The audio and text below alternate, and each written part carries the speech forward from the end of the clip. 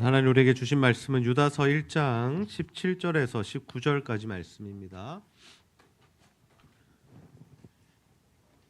유다서 1장 17절에서 19절까지 말씀 우리 한 절씩 교독하고 마지막 절 함께 읽겠습니다. 사랑하는 자들아 너희는 우리 주 예수 그리스도의 사도들이 미리 한 말을 기억하라. 그들이 너희에게 말하기를 마지막 때에 자기의 경건하지 않은 정욕대로 행하며 조롱하는 자들이 있으리라 하였나니 함께 읽습니다. 이 사람들은 분열을 일으키는 자며 육에 속한 자며 성령이 없는 자니라. 아멘. 우리가 신앙생활을 하고 교회를 세워가는 이 일은 정말로 중요한 일입니다. 왜냐하면 우리가 이 교회라는 울타리와 공동체 안에서 함께 신앙생활하면서 하나님이 주시는 복들을 함께 누리고 또 하나님께서 주시는 은혜들이 우리 안에 흘러넘칠 때에 우리 개인뿐만 아니라 우리 가정과 또 우리 직장과 우리 교회와 이 지역과 열방까지 그 하나님의 은혜가 흘러가기 때문입니다. 그래서 우리가 신앙생활을 하면서 두 가지를 잘해야 하는데요. 두 가지가 뭐냐면 첫 번째로는 공격을 잘해야 하고요. 두 번째로는 방어를 잘해야 됩니다. 우리가 이 전쟁을 봐도요. 공격을 잘하고 마치고 돌아왔는데 자신의 성이 불타고 아녀자들이 다 빼앗겼다면 그것을 전쟁에서 승리라고 표현하지 않습니다. 스포츠에서도 마찬가지죠. 우리가 공격력이 너무 세서 축구를 했는데 10골을 넣었습니다. 그런데 수비력이 약해서 11골을 먹으면 어떻게 되는 거예요? 지게 되는 거죠. 그래서 우리가 신앙생활과 교회를 지켜가는 일도 공격하는 일이 있고 방어하는 일들이 있는데 이 두 가지를 다 잘할 때 교회가 든든히 세워져 갈 수 있다라는 겁니다. 그럼 공격은 무엇일까요? 여러분 교회가 하는 공격은 무엇일까요? 뭐가 공격이라고 생각하세요? 네. 교회에서 가장 중요한 공격은 뭐냐면요. 전도와 선교입니다. 왜 그런 줄 아세요? 한 영혼을 주께로 인도하는 것. 어둠과 사망의 권세하에 처해 있는 그 죽어가는 영혼들, 아니 죽음 가운데 있는 영혼들을 주님의 빛 대신 주님께로 인도해서 그들을 살려내고 회복시키고 그들이 살아나고 새 삶을 살아가는 것, 그것보다 귀한 일이 없기 때문이죠. 한 영혼이 살아나는 것을 그래서 우리는 영어로는 뭐라고 부르냐면 born again이라고 부릅니다. 다시 태어났다라고 부르는 겁니다. 그러니까 우리 육체가 다시 태어나는 것이 아니라 정말 예수를 믿을 때 우리가 새로운 인생이 되고 새로운 삶을 살아가게 된다라고 해서 우리가 born again, 회심했다. 그리고 그 의미를 담아서 우리가 세례를 받게 되죠. 나는 죽고 이제 예수로 삽니다. 이전에 나는 없어지고 이제는 하나님의 자녀요 주의 종된 자로서 살아갑니다라는 고백이 바로 세례다라는 거죠. 그러한 공격적인 측면 우리가 잘해야 합니다. 그래서 교회가 지속적으로 우리 교회가 쏟고 힘을 쏟고 있는 이 영역들이 뭐냐면 전도하고 선교하는 영역들이에요. 우리가 이 부분을 놓치지 않기 위해서 굉장히 애를 씁니다. 육체적으로 피곤할 때도 있고 힘들 때도 있지만 어떻게든 공격하고 어떻게든 한 영혼 구원하기 위해서 애를 쓰고 있습니다. 어제도 우리가 뭘 했습니까? 성탄절 이웃 나눔. 나중에 영상 보시겠지만 정말 이 지역에 우리가 롤 케이크를 300개를 나눴어요. 작년에 250개 나눴는데 올해 300개 나눴습니다. 그래도 이 사역을 마무리하면서 장로님과 어제 저녁 식사를 같이 하면서 이런 대화를 했습니다. 장로님 내년에는 한 350개 해야 안 되겠습니까? 네. 계속해서 하나님 지경을 넓히시는 거예요. 우리에게 더 많은 자들 만나게 하시고 더 많은 자들에게 복음 전하게 하시고 더 많은 가게들에 들어가게 하셔서 하나님의 일들을 하게 하고 계시다라는 거죠. 그래서 참 감사합니다. 하나님께서 우리 교회 가운데 이런 일들을 행하시는 것들이 너무 감사해요. 근데 그와 동시에 우리에게 뭐가 필요하다 그랬죠? 수비하는 것, 방어하는 것도 필요해요. 그 이 방어적인 요소는 뭐냐면 우리가 신앙생활하고 교회를 든든히 지켜가기 위해서 방어를 하는 것은 뭐냐면 교회의 거룩함을 유지하는 겁니다. 하나님의 말씀을 기준으로 해서 그 말씀을 따라가고 그 말씀에 순종하고 하나님 말씀이 아닌 것들과 타협하지 않고 정말 우리가 신앙적으로 하나님 안에서 개인적으로도 정결해야 하고 교회 안에서도 그 하나님이 원하시는 방법대로 이루어가는 것, 이것이 필요하다라는 거예요. 그래서 오늘은 우리가 이 방어적인 측면을 어떻게 해야 할 것인가, 이 말씀을 우리가 함께 유다서를 본문으로 나누기를 원합니다. 유다서 말씀은요, 여러분 우리가 잘 묵상하지 않았던 말씀입니다. 여러분 유다서 하면 뭐가 딱 떠오르세요? 유다서 하면 딱 뭐가 떠오르세요? 자, 그러면 다시 질문할게요. 여러분 창세기 하면 뭐가 딱 떠오르세요? 태초에 나오죠. 천지창조 나오고 또 뭐가 나와요? 노아 홍수 나오고 또 뭐 나옵니까? 선악과 사건 나오고 또요. 네, 우리 올해 3월부터 계획되어 있습니다. 3월부터 우리 통독합시다. 하나님 말씀을 창세기부터 좀 읽어갔으면 좋겠어요. 수요예배 때마다 좀 읽어갈 계획이 있는데 그래요. 창세기 하면 그런 것들이 막 생각나요. 아브라함, 이삭, 야곱, 요셉 이런 이야기들. 출애굽기 가면 어떤 내용들이 생각나요? 모세와 출애굽과 예배와 성막과 이런 것들 막 레위기 넘어가면요. 그때부터 좀 졸리죠. 이제 레위기, 민수기, 신명기, 여호수아 이렇게 한 권 한 권마다 우리에게 떠오르는 어떤 구체적인 사건이나 인물이나 어떤 이미지들이 있다라는 거예요. 근데 유다서 하면 잘 안 떠오르는 이유가 뭔지 아세요? 첫 번째 잘 안 읽었습니다. 저희가. 두 번째 분량이 작아요. 한 장짜리거든요. 세 번째 조금 어려워요. 그러다 보니까 사람들이 유다서를 묵상하거나 그 말씀 속에서 하나님의 교훈을 받는 일들이 사실 조금 게으르지 않았나. 저도 마찬가지고요. 그래서 유다서 말씀이 참 귀한 말씀인데 왜 귀한 말씀이냐면 여러분 성경이 신구약 66권으로 되어 있는데 그것을 우리가 뭐라고 부르냐면 정경이라고 불러요. 캐논이라고 부르는데 이게 어떤 의미냐면 이제 이 신구약은 66권 이외에 다른 책들은 성경으로 들어올 수 없습니다. 또한 이 성경 안에 들어온 내용은 어떻게 인정되는 거예요? 성령의 감동하심으로 기록되었다라는 것이 인정되어지는 책들입니다. 그래서 우리가 알듯이 뭐 야살의 책이라든지 또는 뭐 에녹서라든지 또 다른 어떤 사도들이 썼던 책들이 많이 있습니다. 그러나 그것들이 성경 안에는 들어오지 못했고 이 66권이 결국에는 정경이 되었는데 이 말씀은 하나님의 감동으로 된 것이기 때문에 하나님 안에서 오류가 전혀 없고 이 말씀이 우리에게 주어진 대로 우리가 살아가면 하나님께서 우리에게 복과 은혜를 베풀어 주신다라는 거예요. 그러면 여러분이 66권 안에서 어떤 책이 더 중요하고 어떤 책이 중요하지 않는가? 그것이 없다라는 겁니다. 창세기가 중요한 만큼 복음서가 중요하고 복음서가 중요한 만큼 로마서가 중요하고 로마서가 중요한 만큼 뭐가 중요하다는 거예요? 유다서가 중요하다라는 거예요. 그래서 우리는 유다서 말씀을 통해서 하나님이 주시는 말씀을 우리가 받을 수 있어야 합니다. 오늘 우리가 유다서를 좀 전반적으로 좀 살펴볼 텐데요. 이 유다서를 기록한 사람은 누구냐면 예수님의 동생 유다로 알려져 있습니다. 여러분, 예수님의 동생들과 예수님의 어머니가 처음부터 예수님을 메시아로 인정했습니까? 어땠어요? 그렇지 않죠. 예수님께서 막 가르치고 계실 때 어머니와 동생들이 왔다 그러잖아요. 그러면서 뭐라 그래요? 왜 그러냐? 야, 이런 표현 죄송합니다. 너 정신 나갔냐? 네가 무슨 메시아냐? 네가 무슨 하나님의 아들이냐? 이상한 소리 하지 말고 집에 가자라고 했던 게 예수님의 어머니와 동생들이었어요. 왜? 같이 자라났잖아요. 어머니 뱃속 마리아의 뱃속에서 나왔고 예수님 사람으로 오셨으니까. 동생들은 뭐예요? 형이랑 같이 자랐잖아요. 공생애 사역하기 전에 30살까지 형과 자랐습니다. 형과 함께 밥 먹었고요. 형과 함께 일했고요. 목수일을 했고요. 형이 가장실 가는 것도 봤고요. 코 골면서 자는 것도 봤을 거 아닙니까? 근데 그가 무슨 하나님의 아들이고 메시아라는 것인가? 라는 것이 그들에게는 인정되지 않았던 거죠.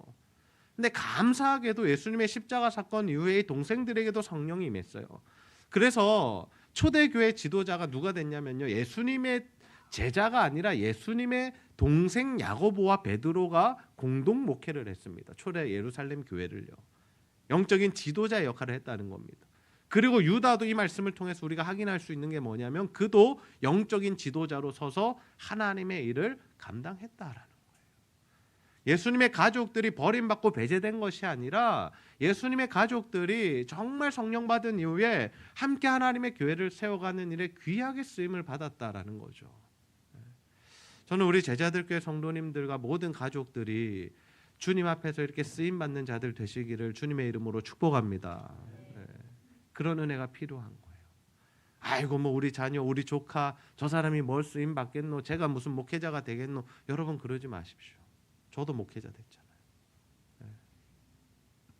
누구든지 하나님께서 들어쓰시면 하나님의 일을 감당할 수 있는 거예요. 유다가 유대인 출신의 그리스도인들을 향해서 편지를 썼는데요. 편지를 기록한 목적을 이렇게 표현합니다. 3절과 4절 말씀 함께 읽어봅시다. 시작. 사랑하는 자들아, 우리가 일반으로 받은 구원에 관하여 내가 너희에게 편지하려는 생각이 간절하던 차에 성도에게 단번에 주신 믿음의 도를 위하여 힘써 싸우라는 편지로 너희를 권하여야 할 필요를 느꼈나니, 이는 가만히 들어온 사람 몇이 있음이라. 그들은 옛적부터 이 판결을 받기로 미리 기록된 자니 경건하지 아니하여 우리 하나님의 은혜를 도리어 방탕한 것으로 바꾸고 홀로 하나이신 주제 곧 우리 주 예수 그리스도를 부인하는 자니라. 아멘. 처음에는 일반적으로 구원에 대한 어떤 책을 쓰고 싶어 했습니다. 편지를 쓰고 싶어 했습니다. 그런데 어떤 사건들이 있고 그들 안에 어떤 문제가 있는 것을 발견했죠. 그래서 편지의 주제가 바뀌었습니다. 무엇을로요? 성도에게 단번에 주신 믿음의 도를 위하여 힘써 싸우라는 편지로 너에게 권하여야 할 필요를 느꼈다라는 거예요. 뭔가 힘써 싸워야 된다는 거예요. 교회를 지키기 위해서는 여러분 우리가 힘써 싸워야 될 영역이 있다라는 겁니다.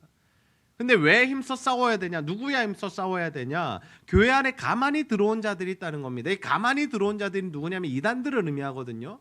가만히 들어와서 그들이 교회에 분란을 일으키고 교회 가르침들을 뒤엎어놓고 정말 하나님이 주신 그 말씀을 귀하게 여기지 않고 그런 일들 하는 사람들이 있었다라는 거예요. 근데 특별히 그들 안에 있었던 자들의 특징이 뭐냐? 하나님의 은혜를 도리어 방탕한 것으로 바꾸었다라는 겁니다. 그리스도를 주로 인정하지 않았다라는 겁니다. 여러분, 이 문제가 정말 심각한 문제다라는 거죠. 여러분, 시대마다 어떤 이 가르침들이 있냐면 잘못된 가르침, 거짓된 가르침들이 있습니다. 거짓 교사들이 있습니다. 하나님의 말씀에서 벗어나서 자신들의 생각을 가르치거나 자신들이 어떤 지지하는 어떤 것들을 주장하기 위해서 근거로 하나님의 말씀을 갖다 대는 사람들이 있다라는 거예요. 근데 이 시대의 문제는 누구였냐면 영지주의자들이었어요. 영지주의자들이 뭐냐면 이런 거예요. 사람이 영혼과 육체로 되어 있는데 영은 깨끗하다라는 거예요. 영에게는 아무런 문제가 없다라는 거예요. 근데 어디는 더럽다는 거예요? 육체는 더럽다는 거예요. 여러분, 뭔가 좀 인정되지 않으세요? 우리가 육체로 죄를 범하잖아요. 그렇죠? 죄인된 본성을 가지고 살아가잖아요. 그러니까 우리의 육체가 더럽다는 거 우리가 인정할 수 있죠. 그리고 우리가 죽고 나서 어때요? 죽으면 천국 가는 게 누가 가요? 우리의 영혼이 가잖아요. 그러니까 어떻게 보면 뭔가 맞는 것 같은 이야기를 하고 있어요. 그런데 이 자들이 뭘 주장했는지를 봐야 돼요. 뭘 주장했냐면요. 그러니까 영은 예수님 믿음에 이제 구원을 받았으니까 문제 없고, 영은 깨끗하고 거룩하니까 문제가 전혀 없고, 우리 육체가 문제인데 육체는 더러워도 아무 상관이 없어. 왜? 원래 더러운 거니까 이건 깨끗해질 수 없고, 우리는 영혼은 무조건 천국 가는 거야. 그러니까 육체는 마음대로 살아도 돼 라고 말하며 그렇게 살았던 사람들이 누구라는 거예요? 영지주의자들이었다는 거예요. 근데 이것이 과연 성경적이냐를 우리가 살펴보자고요. 여러분, 성경에서 예수님을 믿고 신앙생활을 시작하고 하나님의 자녀가 된 자들에게 하나님께서 주셨던 메시지가 뭡니까? 구약시대부터 내가 거룩하니 너희도 거룩하라였습니다. 모세오경에 율법을 주신 이유가 뭐였습니까? 이제는 하나님의 백성들이 어떤 삶을 살아야 하는지를 알려주신 것이 구약의 말씀입니다. 복음, 특별히 모세오경의 말씀이에요. 그 말은 뭐냐면 이거를 다 지켜야 구원받는다가 아니라 너희들이 구원받았으면 이런 삶을 살아야 돼라고 하나님께서 알려주신 겁니다. 자, 신약으로 넘어갈 거예요. 신약으로 넘어오면 우리가 어떻게 구원을 받게 됩니까? 무엇으로? 믿음으로. 누구를 믿음으로? 예수 그리스도를 믿음으로 구원을 받죠. 그런데 예수를 믿음으로 구원을 받게 될 때 어떤 일들이 있어요? 주께서 주신 산상수훈의 복음이 있잖아요. 그러면 예수 믿는 자들이 어떤 삶을 살아야 하는가에 대한 말씀들을 주께서 주셨단 말입니다. 근데 그 말씀과는 전혀 상관없이 하나님께서 주신 그 말씀들, 주님께서 하셨던 말씀들을 깡그리 다 무시하고 뭐라는 거예요? 그런 삶 필요 없고 우리는 예수 믿었으니까 천국 가는 거야 라고 주장했고 그런 삶을 살았던 자들이 있었다는 거예요. 그 자들이 지금 교회 안에 들어와 있다는 거예요. 그런 가르침들을 자꾸 펼쳐가고 있다는 거예요. 거룩하게 살려고 몸부림치는 성도들에게 야, 그런 거 하지 마라. 그럼 뭐 애쓰고 살아가냐? 그게 왜 필요하냐? 우리 구원받았잖아. 그런 거 안 해도 돼 라고 이야기를 하는 사람들, 거짓 가르침을 가르치는 사람들이 생겼다라는 거예요. 지금 시대로 말하면 뭐냐면요, 구원파식 믿음이에요. 구원파식 믿음이 뭐냐면 한 번 구원받았으니까 우린 천국 가는 거고 마음대로 살아도 돼. 그래서 그 사람들 나쁜 짓 되게 많이 해요. 범법도 일으키고요, 성폭행도 하고요. 막 그러면서 뭐라고 이야기하냐면 우리는 천국 가라고 확신하면서 살아가요. 여러분 어떻게 해야 될까요? 이런 가르침들을 여러분 어떻게 생각하세요? 여러분 예수님 믿으면 구원받습니다. 아멘입니까? 죄 지어도 구원받습니까? 정말이에요? 정말 천국 가실 수 있어요? 왜 자꾸 줄어드냐고요? 이 대답이 뭔가 조금 찜찜하고 불안하신 거죠. 예. 예수 믿음 천국 간다니 복음이 있는데 믿음으로만 간다면서요. 근데 죄의 문제가 자꾸 걸리니까 이거 어떻게 해야 되지? 어떻게 해야 되지 싶은 거죠. 근데 복음은 뭐냐면요, 여러분. 예수님께서 우리의 죄를 전부 다 사해 주셨다는 게 복음이에요. 과거의 죄, 오늘도 우리가 지은 죄, 교회 오시면서 화낸 거, 말 함부로 한 거 이런 것도 다 죄잖아요. 그 다음에 미래에 지을 죄, 우리가 죽기까지 지을 죄까지 예수님의 십자가 보혈로 우리를 덮어주셨어요. 아멘입니까? 그래서 우리는 구원을 받는 거예요. 나는 죄인이지만 하나님께서 우리를 어떻게 보시냐면 그리스도로 옷 입은 자로, 그리스도의 보혈로 덮여진 자로 우리를 봐주신다는 거예요. 내가 깨끗해서가 아니라 예수님께 그 십자가에 달려 죽으심으로 말미암아 우리를 구원하신 그 은혜로 우리가 구원을 받게 되는 겁니다. 이것이 우리에게 주어진 복음이라는 거예요. 그런데 그 복음이 끝이 아닙니다. 그것을 믿는 것으로 우리의 구원이 시작되는데요. 그 구원 가운데는 어떤 영역도 있냐면 예수 그리스도를 믿고 성령께서 우리 안에 들어오시고 내주하시고 우리의 주인 되시기 시작하면 여러분 우리 안에 있는 더러움과 악함과 죄악과 깨끗하지 못한 것들이 점점 더 어떻게 돼요? 토해져 내게 되고 끊어내게 되고 이것과 단절되는 삶을 살아가게 된다라는 겁니다. 여기까지가 뭐예요? 복음의 내용이에요. 앞에만 복음이 아니라 복음이라는 것은 총체적인 복음이어서 우리의 삶의 변화까지도, 그래서 우리가 거룩하여지는 주님을 닮아가는 이 성화의 삶까지도, 그리고 마침내는 거룩하여져서 하나님 나라에 가는 이 땅에서 모든 게 거룩해진다는 게 아니라 죽는 그 순간에 하나님께서 우리를 완전하게 거룩한 자로 받으시는 그 영화로운 상태가 되어서 우리가 천국 간다는 것이 우리에게 주어진 복음이라는 거예요. 그러니까 예수 믿어서 우리가 신앙생활 아무렇게도 해도 천국 간다는 것은 반쪽짜리 복음인데, 여러분 반쪽짜리는 뭐예요? 거짓이고 가짜잖아요. 그런 가르침에 넘어가면 안 되고 그런 식으로 우리가 신앙생활해서는 안 된다는. 또 반대로 또 어떤 사람들이 있어요. 나 죄 지어서 천국 못 가요. 나 선행을 못해서 천국 못 가요. 이것도 반쪽짜리 복음이에요. 예수님이 우리의 죄를 사하셨는데요. 그러니까 여러분 우리가 신앙생활하면서 총체적인 복음 안에서 하나님의 은혜를 누리고, 죄지어서 내가 천국 못 가는 것이 아니라 죄지어서 너무 죄송해서 하나님 앞에 정말 다시 한번 회개하고 잘 살고 싶고 하나님 뜻대로 살고 싶어하는 그 선한 마음으로 살아가는 것, 그것이 바로 하나님께서 우리에게 요구하시는 복음의 삶이라는 거죠. 그래서 예수님 뭐라 그러셨어요? 믿음은 열매로 안다라고 말씀하셨어요. 내 삶의 열매, 내 삶에 어떠한 이 변화들이 있고 내가 어떤 삶으로 정말 주님을 닮아가고 있는가를 보시고 주님이 너는 정말 믿음이 있는 사람이구나, 아니면 너는 아직 믿음이 없구나라고 주님께서 평가하신다라는 거예요. 그래서 유다가 뭐라 그러냐면요, 이 죄 지은 사람들의 결과가 뭐냐, 반드시 사망이라는 것을 알려주세요. 5절에서 7절 말씀 읽어봅시다. 시작. 너희가 본래 모든 사실을 알고 있으나 내가 너희로 다시 생각나게 하고자 하노라. 주께서 백성을 애굽에서 구원하여 내시고 후에 믿지 아니한 자들을 멸하셨으며 또 자기 지위를 지키지 아니하고 자기 처소를 떠난 천사들을 큰 날의 심판까지 영원한 결박으로 흑암에 가두셨으며. 네, 7절도 있습니다. 시작. 소돔과 고모라와 그 이웃 도시들도 그들과 같은 행동으로 엄난하며 다른 육체를 따라 가다가 영원한 불의 형벌을 받음으로 거울이 되었느니라. 아멘. 세 가지 사건 이야기예요. 출애굽했지만 하나님 앞에 원망하고 불평하고 불순종하다가 죽은 사람들. 두 번째, 천사들이라 할지라도 하나님 앞에 반역하고 거역한 자들 영원한 흑암에 갇히게 된 것. 세 번째 뭡니까? 소돔과 고모라, 음행을 마음껏 저지르고 하나님의 천사들이 왔는데 그들과 관계 맺으려고 성폭행하려고 했던 그 자들에 대하여 불과 유황으로 심판하셨던 그 사건이 거울이 되게 하셨다. 뭐예요? 하나님 말씀대로 살지 않고 방탕하게 살면 이러한 결과 맞는다라는 것을 말씀하시는 겁니다. 여러분, 올해가 가기 전에 오늘 말씀을 듣는 가운데 하나님 안에서 내 삶 가운데 방탕한 것, 하나님 말씀대로 살아가고 있지 않은 것, 어느 정도 허용하고 정말 타협하고 살아가는 것, 여러분 기억나시고 찔리시고 말씀 듣는 가운데 거북하시고 불편하시다면 반드시 그 문제 하나님 앞에 해결하시고 기도하시고 회개하시고 그 죄를 끊어내시는 저와 여러분 되시기를 주님의 이름으로 축복합니다. 술 한 잔 괜찮겠지 하지 마세요. 꼭 술의 문제가 아닙니다. 부끄러운 고백 하나 할게요. 찬양 부르는데 자꾸 하나님이 마음에 감동 주셔서 부끄럽지만 해야겠습니다. 그럼 복권 사시는 분 계십니까? 또는 뭐 투기하는 분 계십니까? 제가 예전에 아이들 어릴 때요, 지금도 어리지만 2-3살 됐을 때쯤 복권을 산 적이 있어요. 선한 마음이었겠죠. 와, 하나님 복권 되면 좋겠습니다. 교회 헌금도 하고 뭐 여러 좋은 마음들이 있었겠죠. 특별히 뭘 사고 싶어서 복권 산 건 아닌 것 같아요.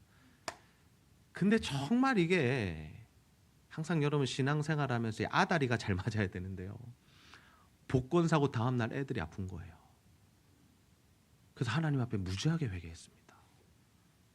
근데 사람이 얼마나 영악한지, 이게 실험은 아닌데 또 한 번 샀거든요. 또 한 번 샀는데 애들 또 아픈 거예요. 그래서 결론을 내렸어요. 하나님 진짜 안 좋아하시는구나. 요행을 바라고 뭔가 내가 일하고 땀 흘려서 일하지 않은 것들을 취하려고 하는 거 하나님 정말 기뻐하시지 않는구나. 여러분 복권 산다고 애들 아프고 그거 아니지만 저에게는 그런 말씀을 하신 것 같아요. 그래서 그 이후로 제가 복권을 사지 않아요. 우리가 아무렇지도 않게 짓는 죄들이 있어요. 뭐 복권 사는 게 죄입니까? 여러분, 술 한 잔 마신다고 천국 못 가나요? 저는 그렇게 생각하지 않아요. 그러나 하나님께서 내 삶 가운데 기뻐하시지 않는 영역들이 있다면, 뭔가 주님 앞에 찜찜한데 내가 특별한 하나님의 어떤 벌이나 징계가 없어서 그냥 밀고 나가는 것이 있다면 여러분 이거 반드시 정리하셔야 돼요. 망했다니까요. 소돔과 고모라 결국 망했다니까요. 이스라엘 백성들 멸함을 당했다니까요. 천사들까지도 쫓겨났다니까요. 이 죄를 끊어내는 것이 뭐냐면 교회를 지키는 겁니다. 왜요? 거룩함을 유지하는 거니까요. 내 삶과 내 가정과 우리 교회를 지키기 위해서는 우리 안에 들어와 있는 죄들을 끊어내야 돼요. 근데 그 죄가 방탕함의 죄만 있는 게 아니에요. 8절 말씀 보세요. 8절 말씀. 그러한데 꿈꾸는 이 사람들도 그와 같이 육체를 더럽히며, 첫 번째 우리 살펴봤던 거죠. 그 다음에 또 어떤 문제들이 있었냐면 권위를 업신여기며 영광을 비방하는 일들이 있었대요. 여기서 권위는 뭘까요? 하나님이 세우신 교회의 권위고 교회 질서들이 있다라는 거예요. 근데 그 부분을 무시했다라는 거예요. 여러분, 우리가 신앙생활하면서 정말 조심해야 될 게 뭐냐면요, 하나님이 세우신 질서와 권위를 무시하고 함부로 여기고 가벼이 여기는 것입니다. 이 부분에 대해서 우리가 정말 조심하셔야 돼요. 왠지 아세요? 하나님이 이것을 엄하게 다루신다라는 거예요. 하나님께서 이것을 참아주시지 않는다라는 거예요. 11절 말씀 보세요. 하나님께서 어떻게 하시느냐. 11절 말씀 보세요. 함께 읽습니다. 시작. 화 있을진저 이 사람들이여 가인의 길에 행하였으며 삭슬 위하여 발람의 어그러진 길로 몰려갔으며 고라의 배역을 따라 멸망을 받았도다. 아멘. 여기도 네. 3명 등장하죠. 가인과 그 다음에 누구요? 발람과 그리고 고라를 이야기를 해요. 교회를 비난하는 것들, 지도자를 욕하는 것들, 하나님이 세우신 자들에게 권위에 도전하는 것들, 하나님께서 이렇게 싫어하시는 거예요. 여러분, 고라 사건이 뭡니까? 고라 사건. 이 자들도 누구였어요? 레위인들이었어요. 그러면서 이 자들이 뭐라 그랬는지 아세요? 하나님이 당신들과만 이야기하시냐 그랬어요. 하나님이 너와만 이야기하냐 모세. 우리에게도 말씀하시지 않느냐. 라고 이야기하면서 모세의 뜻에 거부하고 하나님께서 주신 말씀에 반하는 일들을 했단 말이에요. 근데 그 일에 대해서 하나님께서 어떻게 심판하신 줄 아세요? 땅을 갈라버리셨어요. 지진이 나서 그들이 다 땅 속으로 꺼지고 심판이 끝나게 됩니다. 우리가 하나님의 말씀을 얼마나 무겁게 여겨야 하는지를 우리에게 알려주시는 겁니다. 아무것도 아닌 것 같지만 하나님께서 세우신 질서가 있고 하나님께서 세우신 사람들을 우리가 존중하고 존대해야 돼요. 여러분, 가정에서 절대적으로 부모님을 존경하시기를 주님의 이름으로 축복합니다. 여러분, 부모님 존경하지 않고요, 하나님께서 그 인생과 그 길을 풀어주시지 않아요. 부모님 무시했던 사람들, 부모님에 대해서 소홀히 했던 사람들, 업신여겼던 사람들, 여러분 그거 회개하셔야 돼요. 하나님 진짜 기뻐하시죠. 어떤 모습이어도 상관없어요. 뭐 알코올 중독이어도 상관없고요, 나에게 정말 어떤 모범이 안 되는 아버지였고 어머니였어도 상관없어요. 날 버리고 가신 분이어도 상관없어요. 죄송하지만 그런 연약함들이 있다 할지라도요, 하나님이요 그분들을 무시했던, 말한 거, 업신여겼던 거, 그런 생각 가졌던 것까지도 하나님께서 그거 다 우리에게 물으실 때 우리 여러분 감당할 수 있겠습니까? 노아의 홍수 이후에 노아가 어떻게 했어요? 포도주 먹고 취해가지고 벌거벗고 있었잖아요. 근데 그 아들 중에 하나가 그거 나와가지고 막 아빠 벌거벗었다, 하체가 드러났다. 그 가정이요 저주받아서 대대로 저주를 받게 됩니다.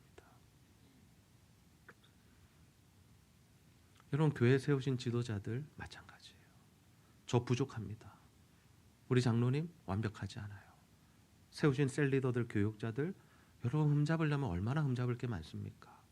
그러나 여러분, 그런 부분들에 대해서 함부로 말씀하시거나 함부로 판단하시거나 여러분 이러쿵 저러쿵 하지 않으셨으면 좋겠어요. 만약에 제가 잘못 가면요, 하나님께서 저를 치실 겁니다. 저는 그거를 생각하고 있어요. 그래서 저는 하나님 앞에서 두려워 떱니다. 장로님도 마찬가지시고요. 제가 장로님을 정말 존경하고 좋아하는 이유가 있습니다. 뭔지 아세요? 장로님이 인간적으로 저를 좋아하시는 것이 아니에요. 장로님 정말 하나님 사랑하고 하나님 두려워하시거든요. 그래서 제가 이런 말씀 드렸어요. 장로님, 제가 만약에 이상해지거나 변질되거나 제가 뭔가가 무너질 때 장로님 꼭 말씀해 주십시오. 우리 교회 안에 그 누구도 이런 이야기들을 할 수가 없습니다. 그때 장로님께서 명언을 남기셨고 정말 제 가슴에 못이 박히게 하는, 아픈 못이 아니라 정신을 차리게 하는 말씀을 주셨는데 뭐라고 말씀하셨는 줄 아세요? 목사님, 그런 일이 있으면 저는 떠납니다. 저는 떠납니다. 지금 제가 이곳에 오는 이유는 하나님께서 여기가 샘물이라고 말씀하셨고 은혜를 주셔서 제가 오는 건데, 만약에 하나님 앞에서 목사님 그렇게 되시면 저는 조용히 떠나겠습니다라고 말씀하시더라고요. 참 감사해요. 장로님 이번 주도 나오셔서요. 네. 우리가 인간적인 관계로 맺어지지 않습니다. 하나님 안에서 맺어진 관계들이에요. 그래서 여러분 셀 리더들을 존중하셔야 돼요. 부족할 수 있어요. 때로는 판단이 틀릴 수 있어요. 그러나 하나님께서 세우신 자들이기 때문에 그러합니다.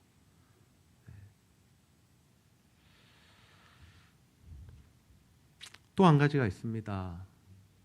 그 질서가 무너지는 일에 가장 쓰임 받는 것이 뭐냐면 우리 입술이에요. 입술. 16절 말씀 함께 한번 읽어봅니다. 시작.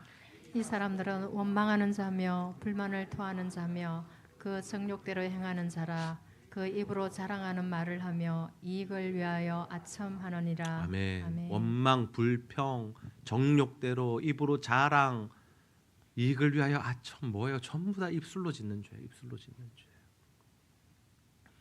하나님께서 이거 다 들으신다니까요. 우리의 말을, 우리의 언어를 하나님 다 들으세요. 하나님 우리 중심을 보시는데 우리의 말하는 거 안 들으시겠어요? 성령이 어디 계시다 그랬어요, 여러분? 성령이 어디 계세요? 저기 천국에 계세요? 옆집에 계세요? 교회에만 계세요? 주일에만 계십니까? 성령은 365일 24시간 우리 안에 내주하십니다. 아멘입니까? 그러면 우리가 하는 말을 누가 다 듣고 계신다고요? 하나님이 듣고 계신다고요. 말 조심하셔야 돼요. 절대로 말 조심하셔야 돼요. 습관적으로 하는 것도 안 돼요. 습관적으로 하나님 안 기뻐하세요. 여러분 혀를 통제하지 못하면요 인생이 힘들어집니다. 입술에 파수꾼을 세워달라고 기도하십시오. 원망하고 불평하는 말 하잖아요. 그렇게 됩니다. 인생이. 하나님께서 절대로 가만두시지 않으세요. 기쁨과 감사와 찬양과 송축함으로 여러분의 입술이 거듭나기를 주님의 이름으로 축복합니다. 하나님이 원하시는 말씀을 하셔야 돼요. 만약에 뭔가가 불편해서 내 입술에 자꾸 원망과 불평이 나온다면요, 여러분 그 입을 닫으셔야 돼요. 멈추셔야 돼요. 그게 여러분 사는 길이에요. 자꾸 여기저기 이야기하지 마세요. 가족들도 안 돼요. 왜냐하면 이 말을 뱉는 순간 누가 듣냐면요, 하나님도 들으시지만 자신의 귀로 들어와요. 그래서요, 욕을 하는 사람들, 부정적인 말을 하는 사람, 누구를 공격하는 사람들은요, 자신의 영혼이 죽어요. 첫 번째로 자기 귀가 듣는 데 가장 가깝잖아요. 두 번째, 그 말을 듣는 사람도 영향을 받아요. 10명의 정탐꾼들 어떻게 했어요? 믿음 없는 이야기하니까 백성들이 어떻게 마음이 녹아가지고 전부 다 우리 다 죽게 됐다 이렇게 변했잖아요. 그래서 여러분 유튜브도 잘 보셔야 돼요. 자꾸 부정적인 이야기다 하는 거 듣지 마세요. 그러면요, 그 영향을 받아요. 그 여러분 주변에서 누가 불평하잖아요, 원망하잖아요. 그러면 어떻게 하시면 되냐면요, 도망가세요. 그 자리에서 함께 하지 마세요. 고전적인 개그가 있잖아요. 누가 자꾸 원망한 불평한 마음이 이렇게 잘 안 들리네 안 들리네 뚜뚜뚜뚜뚜 하고 끊으시면 돼요. 카페에서 배가 너무 아프다 나 집에 가야겠다고 집에 가세요. 무슨 말씀이냐면요, 함께 침몰하는 배에 타지 말라는 겁니다. 함께 죽어가는 길로 절대로 가시면 안 돼요. 직장에서도 마찬가지예요. 불평을 쏟아놓는 사람들이 있거든요. 말을 함부로 하는 사람들이 있거든요. 친하게 지내지 마세요. 그리스도인들은 그들을 사랑해야 되고 품어야 되지만 그들과 함께 그 길을 가면요, 함께 망하는 겁니다.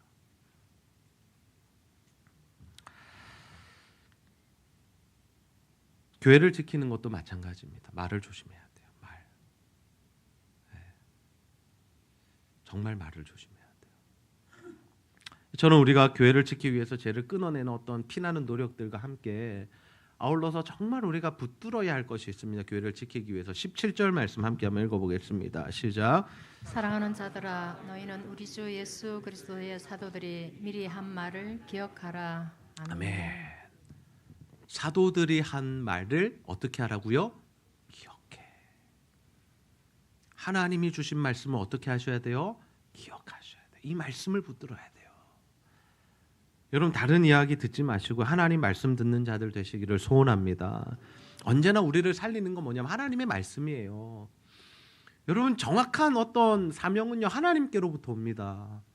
하나님이 나에게 어떤 일을 원하시고 내가 어디 있기 원하시고 내가 뭘 해야 되는지는 하나님이 우리에게 말씀하셔요. 지금 예배를 드리고 설교를 듣는 여러분의 심령 가운데 성령 하나님께서 지금 말씀하고 계신 거예요. 제가 집사님은 이거 하시고 권사님이 이거 하시고 처음 오신 분은 이거 하시고 말씀드리지 않아도 됩니다. 왜? 하나님이 여러분의 마음 가운데 감동하시는 거, 어떻게 내가 뭘 해야 할지, 어디에 있어야 할지, 어떤 사역에 동참해야 될지를, 어떤 죄를 끊어내야 할지를 제가 일일이 설명드리지 않아도 성령 하나님께서 여러분 가운데 오늘 지금 말씀하고 계십니다.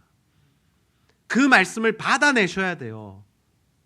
그리고 그 말씀을 아멘으로 받고 순종하는 자리로 가셔야 됩니다. 그래야 뭐냐면 여러분의 삶이 살아나요. 회복돼요.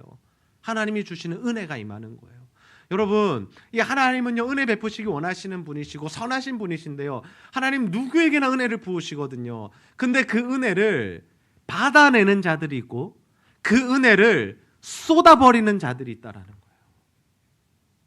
저는 우리 제자들교회 성도님들이 전부 다 은혜를 받아내는 자들이 되기를 주님의 이름으로 축복합니다. 이 받아내는 게 뭐냐면 주의 말씀에 순종하는 거예요. 주님 말씀하십시오. 왕이여 말씀하십시오. 주인이여 말씀하십시오. 제가 이대로 하겠습니다. 따르겠습니다. 순종하겠습니다.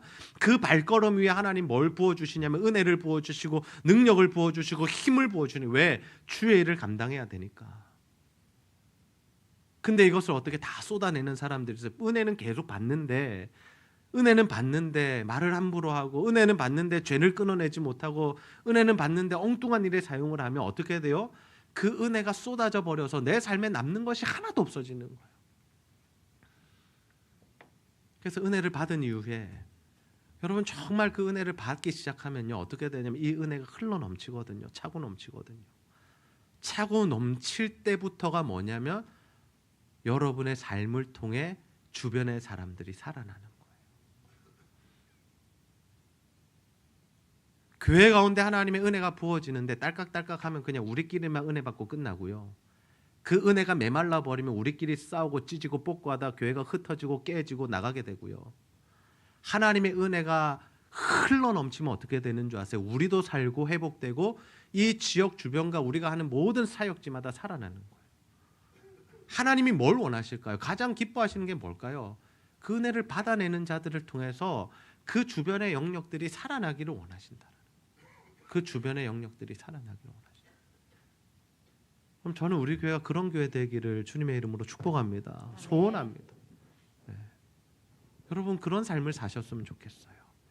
나 간당간당하는 그 삶 말고, 나 한 명 구원받은 걸로 만족하는 그것 말고, 우리 가족들 별 문제 없는 거 그것으로 여러분 만족하지 마시고 하나님의 은혜를 막 부어주실 때에 차고 넘치게 받고 그게 막 흘러 넘쳐가지고 여러분이 가는 곳마다 사람들 살아나고 회복되고 만지는 영역마다 살아나고 하나님 주시는 복들이 막 흘러 넘쳤으면 좋겠습니다. 우리가 어제 롤케이크 300개 나눴는데 제가 그때 말씀드렸죠. 지역에 있는 신앙생활 하시는 권사님 가게에 가서 저희가 주문을 했습니다. 예. 저는 냉정합니다. 먼저 가서 하나 사서 먹어봤습니다. 맛있더라고요. 이러면 선물해도 되겠다. 예. 왜냐하면 여러분 선물이라는 것이 받는 사람들이 받았을 때 기뻐해야 되잖아요. 우리가 좋아서 주는 게 아니라. 그래서 먹어보고 평을 들어보고 괜찮겠다 싶어서 300개 주문을 했습니다. 주문하는 날 가서 1시간 반 동안 교제하고 왔어요. 10분이면 될 것을 앉기 시작했고 커피 마시기 시작했고 교제하기 시작했고 삶을 들었고 기도 제목을 들었고, 사장님 아직 교회 안 다니시는데 남편 사장님, 우리 여자 사장님은 교회 권사님이시고, 그래서 사장님 손을 꼭 잡고 제가 기도해드려서 감동이 있어서, 사장님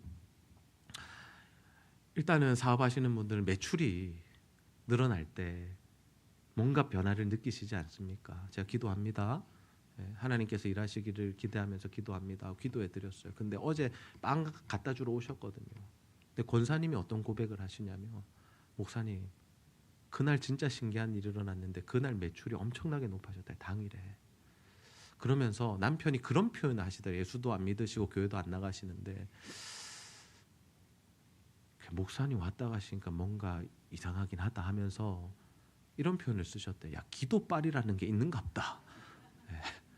그런 표현을 하셨더라고요. 네. 그래서 제가 그랬어요. 기도빨이 아니라 하나님의 살아계심을 나타내신 겁니다. 네.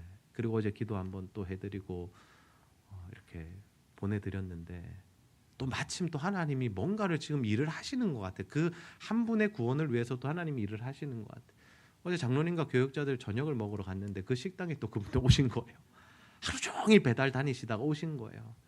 그래가지고 제가 장로님께 부탁을 해요. 장로님, 우리도 밥 사주셔서 감사한데 저 테이블도 좀 계산해 주십시오. 아, 장로님 흔쾌히 그러지요. 그러면서 계산을 해주셨어요. 네. 여러분, 저는 우리 이 교회를 통해서 정말 이 지역이 살아나고 우리가 사역하는 모든 영역들이 살아나게 되기를 소원합니다. 여러분 가는 곳마다, 여러분의 직장마다, 가정마다, 여러분이 정말 관계 맺은 사람마다 살아남의 역사들이 있기를 소원합니다. 그래서 정말 우리 안에 이 죄악들을 끊어내시고 정말 하나님 말씀에 순종하는 그 발걸음이 되셔서 하나님이 여러분을 탁 붙들고 정말 가는 곳마다 하나님의 은혜가 나타나고 능력이 나타나고 사람이 살아나는 그 복된 일에 귀하게 사용해 주시기를, 그런 가정과 교회 되시기를 주님의 이름으로 축복합니다. 아멘.